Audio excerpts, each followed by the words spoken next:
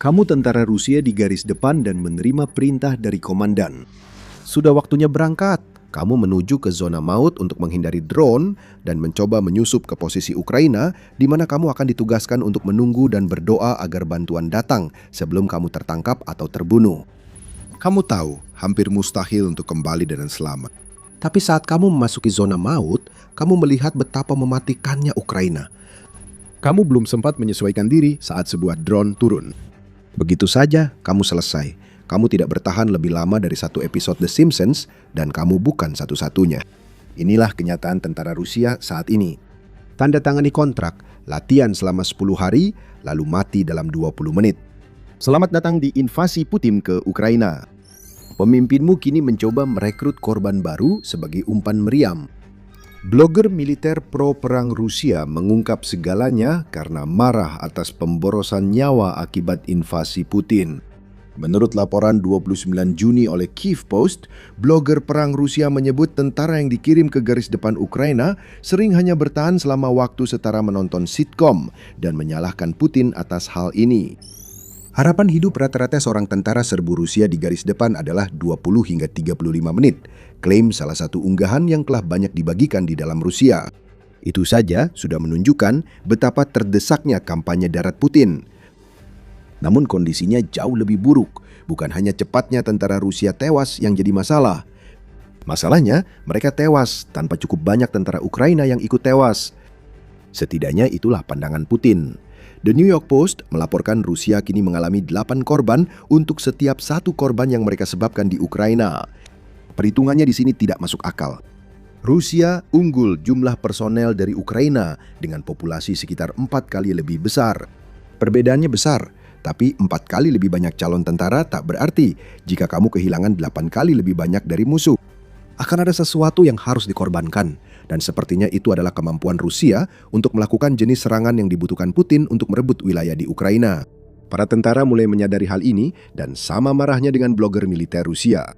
Frustrasi internal mulai muncul, dan contoh paling menonjol datang dari blogger dan mantan tentara Rusia, Alexander Lunin.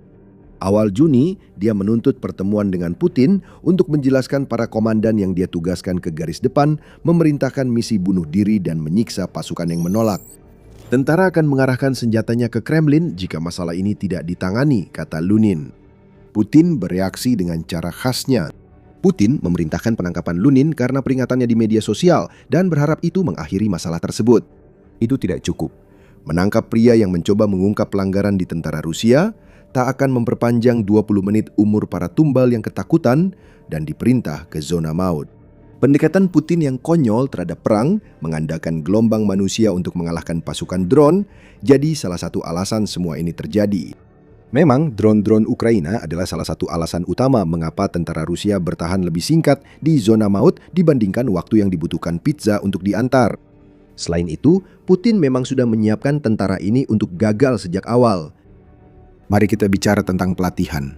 Dalam keluhannya, para blogger militer Rusia telah menunjukkan bahwa pasukan penyerang yang tewas begitu cepat mungkin memiliki peluang lebih baik jika mereka pernah mendapatkan pelatihan yang layak untuk zona perang tempat Rusia akan menempatkan mereka. Pelatihan hingga penempatan kini hanya 10 hari sampai 3 minggu, menurut postingan yang juga menyebut pasukan Rusia tak lama di garis depan sebelum tewas. Ini bukan klaim sembarangan. Tentara Rusia menyatakan bahwa jumlah pelatihan itulah yang mereka terima sebelum dikirim ke medan perang. Ivan adalah salah satu tentara itu. Kepada media United 24 pada Februari, ia berkata, "Setelah pemeriksaan medis, mereka bertanya apakah saya siap pergi ke pangkalan militer lusa. Mereka melatih kami 5 hari, menunggu 5 hari lagi untuk rotasi pasukan, lalu kami ke posisi tempur. Apa yang kita lihat dari Rusia adalah penurunan yang konsisten dalam durasi dan kualitas pelatihannya sampai pada titik di mana para rekrut hampir tidak tahu kemana harus mengarahkan senapan mereka sebelum mereka dikirim ke garis depan. Militer modern melatih rekrut selama beberapa minggu atau bulan dan memberi pelatihan lanjutan saat penugasan. Rusia sendiri dulu jauh lebih baik, setidaknya dalam hal waktu yang dihabiskan untuk mempersiapkan para prajurit. Sebelum tahun 2013, tentara baru dilatih selama antara 5 hingga 6 bulan. Pada 2013, pelatihan dipangkas jadi 3 bulan dan makin singkat saat Putin menginvasi Ukraina. Meski tentara seharusnya tetap mendapat 192 jam pelatihan menurut sistem Rusia, Mereka tidak mendapatkan pelatihan sebanyak itu dan Rusia membayar harganya dengan darahnya sendiri di medan perang. Diduga, Putin melihat ini sebagai harga yang layak dibayar. 10 hari pelatihan untuk 20 menit pertempuran adalah pendekatan konyol dalam perang dan hanya bisa terjadi jika Rusia terus-menerus merekrut pengganti untuk yang gugur. Spoiler, Rusia tidak punya pasokan rekrut tanpa henti. Yang dimiliki Rusia adalah semakin banyaknya serangan, dan itulah salah satu alasan mengapa tentara garis depannya tewas dalam waktu sekitar 20 menit. Begitu yakinnya Putin bahwa Rusia bisa memenangkan perang hanya dengan terus-menerus melakukan serangan yang tidak terorganisir, sehingga ia memerintahkan jumlah serangan yang lebih tinggi daripada yang pernah kita lihat pada waktu lain manapun sepanjang tahun 2026. Menurut Odessa Journal, Rusia meningkatkan serangannya sebesar 37,5% pada bulan Mei. Meskipun dengan semua upaya itu, mereka hanya berhasil merebut 14 km persegi wilayah Ukraina. Jumlah serangan pada Juni kemungkinan meningkat dibanding Mei, dan volume serangan diperkirakan terus naik sepanjang musim panas karena cuaca mendukung rencana Putin. Apa arti peningkatan serangan bagi Rusia sekarang? Peluang pembela Ukraina untuk menyerang semakin banyak. Saat tentara di belakang garis depan, peluang mereka terbunuh lebih kecil. Namun, saat diperintahkan maju dalam misi bunuh diri, semuanya berakhir. Ukraina selalu mengawasi drone di mana-mana. Dan ketika tentara Rusia dikirim untuk bertempur, itu berarti ada lebih banyak target yang bisa dipilih oleh Ukraina. Berbicara soal drone, ini kembali ke alasan awal tentang pendeknya umur tentara garis depan Rusia. Drone Ukraina kini lebih mematikan dari sebelumnya. Blogger militer Rusia menunjuk pada perang yang telah sepenuhnya diubah oleh drone sebagai penyebab utama singkatnya umur tentara garis depan. Putin masih menggunakan taktik tahun 2022 untuk pertempuran tahun 2026. Dan Rusia menghadapi kelemahan yang sama seperti sebelumnya, yaitu mereka harus menjadi pihak yang menyerang. Serangan-serangan itu sangat merugikan Rusia, namun tidak dapat dihindari. Ukraina memilih bertahan dan membiarkan tentara Rusia melemparkan diri ke pertahanan yang mustahil ditembus. Tapi memang selalu seperti itu. Perbedaan utama di 2026 adalah bukan hanya drone di garis depan dan beberapa kilometer di belakang yang menimbulkan kerusakan. Menurut blog militer House Among the Laurels, banyak tentara Rusia terluka atau tewas di area belakang pada 2026. Sudah banyak yang dibicarakan tentang kampanye serangan jarak menengah Ukraina dan bagaimana hal itu telah mengubah wajah perang Ukraina tahun ini. Ukraina kini memiliki banyak drone yang bisa menyerang 200 km atau lebih di belakang garis depan, dari garis depan, dan mereka memanfaatkannya sepenuhnya.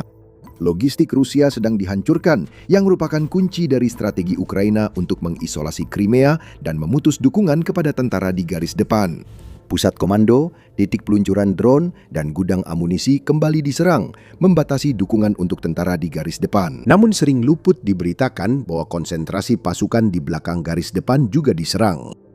Itu yang dikeluhkan House Among Laurels. Rusia kini tak bisa lolos hanya dengan menyiapkan serangan, apalagi melancarkannya. Setelah Ukraina tahu lokasi konsentrasi pasukan, mereka langsung kirim drone serangan jarak menengah. Bahkan jika drone-drone itu tidak berhasil, dan satu-satunya hal yang bisa menghentikannya adalah pertahanan udara yang kebetulan ada di titik kumpul, pesan tetap tersampaikan bahwa Ukraina tahu persis di mana para tentara yang datang itu berada.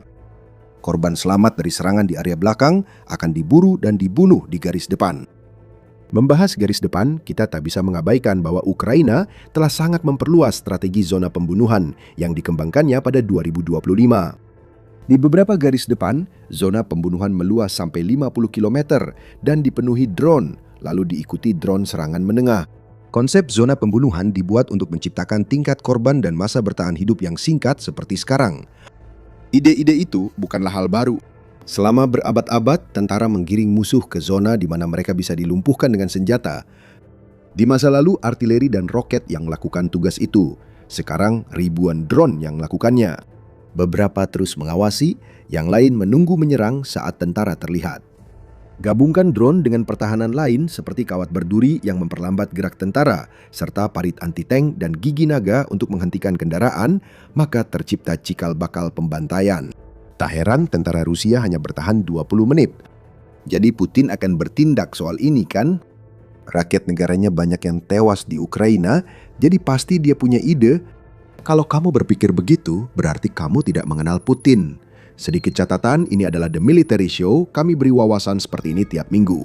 Berlangganan channel ini jika kamu merasa video kami bermanfaat. Agar Putin menyelesaikan dilema Rusia yang tentaranya hanya bertahan sekitar 20 menit, dia harus peduli pada tentaranya. Apakah dia peduli? Tentu tidak. Alasan utama Rusia mengalami korban jiwa besar dan cepat adalah karena Putin tidak peduli pada tentara yang dikirim ke garis depan. Bagi pria berhati dingin yang terobsesi dengan warisannya sendiri, mereka hanyalah alat dan tidak lebih dari itu. Bukan hanya kita yang bilang begitu, Menteri Luar Negeri Ukraina Andriy Syabir juga menyatakan hal serupa setahun lalu menanggapi klaim Putin bahwa setiap tanah yang diinjak tentara Rusia adalah tanah Rusia. Putin tidak peduli tentara Rusia atau kaki mereka yang hancur oleh drone Ukraina. Dia pembunuh massal bangsanya sendiri. Dia telah mengorbankan 1 juta tentara Rusia dalam pertumpahan darah sia-sia di Ukraina tanpa meraih satu tujuan strategis pun. 1 juta tentara, 2 juta kaki, Zabir mengatur. Jumlahnya sekitar 1,4 juta tentara dan 2,8 juta kaki setahun kemudian. Presiden AS Donald Trump mengungkapkan frustrasinya pada Putin dan kurangnya kepedulian terhadap tentaranya, menyatakan pada Juni 2025 bahwa mungkin Putin memang tidak peduli dan Trump mulai berpikir bahwa ia memang tidak peduli. Dia kehilangan banyak tentara, seperti Ukraina. Bagi Putin, tentaranya mati dalam 20 menit sama sekali bukan masalah. Setidaknya para prajurit itu sudah terkena peluru, drone, atau amunisi Ukraina lainnya. Selain itu, Rusia masih bisa mengirim banyak tentara sebagai daging ke mesin penggiling hingga mesin itu rusak. Mungkin kamu ingat bocoran kami sebelumnya, tidak ada aliran tanpa henti. Putin harus mulai peduli dengan umur prajuritnya yang sangat pendek. Karena fakta itu, ditambah dengan besarnya jumlah korban Rusia, sekarang mulai menjadi bumerang baginya. Di sisi sumber daya manusia, para blogger militer Rusia sudah mulai menunjukkan bahwa apa yang kita lihat sekarang tidak bisa dipertahankan. Terutama karena Rusia hampir tidak memperoleh wilayah apapun dari para prajuritnya yang hanya bertahan 20 menit itu. Situasinya seperti ini. Pada musim gugur nanti akan ada perdamaian atau mobilisasi. Demikian bunyi catatan dari saluran Telegram veteran saat sang blogger menyarankan pria usia wajib militer bahwa sekarang adalah waktu untuk menyiapkan tas darurat jika mereka ingin lolos dari pantauan Kremlin. Perekrutan sukarelawan Rusia goyah hingga Putin tak bisa lagi mengabaikan bahwa tentaranya hanya bertahan beberapa menit di garis depan. Meskipun menawarkan $80.000 serta keringanan utang hingga $140.000, Rusia masih jauh tertinggal dari angka perekrutan tahun 2025.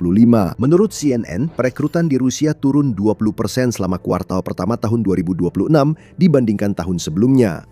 United 24 Media memiliki data yang lebih mengkhawatirkan bagi Putin. Media tersebut mengatakan bahwa perekrutan tentara kontrak turun drastis, mencatat bahwa Rusia mengirim 1.708 tentara kontrak ke garis depan pada bulan April, diikuti oleh 1.378 pada bulan Mei. Dalam kedua kasus tersebut, jumlahnya sekitar 1.000.